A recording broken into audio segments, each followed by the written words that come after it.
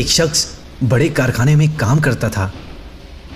चाहे बाहर गेट पर बैठा चौकीदार हो या बॉस, उसकी आदत थी कि वो आते जाते सबको सलाम करता।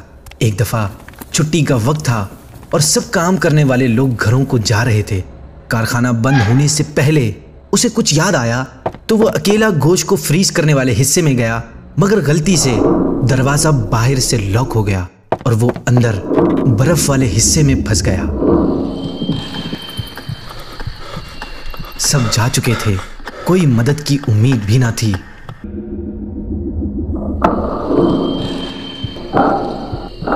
वो समझ गया था कि 2 या 3 घंटों बाद उसका बदन बर्फ बन जाएगा।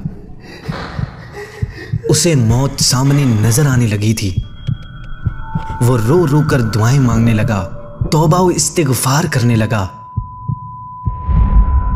उसकी हिम्मत जवाब देने लगी थी।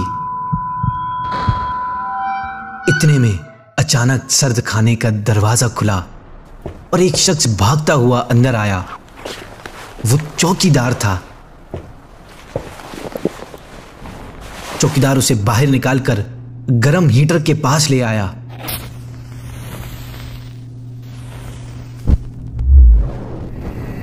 जब उसकी हालत कुछ बेहतर हुई तो उसने चौकीदार से पूछा, तुम यहां कैसे आए? तुम्हें तो अंदर कोई काम नहीं होता। चौकीदार बोला, जनाब मुझे 20 साल हो चुके हैं इस कारखाने में काम करते हुए। हर रोज सैकड़ों मजदूर और ऑफिसर्स कारखाने में आते जाते हैं, लेकिन आप उन चंद अफराद में से हैं जो जब भी कारखाने में दाखिल होते हैं तो मुझे मुस्कुराकर सलाम करते।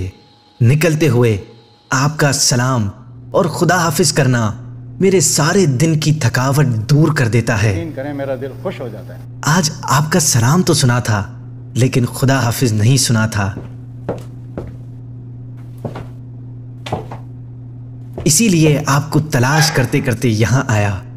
यूं एक शख्स की सलाम दुआ जैसे छोटे से काम की वजह से जान बच गई, तो क्यों ना हम भी इस सुन्नत की आदत बनाएं। सवाब का सवाब भी और फायदे अलग।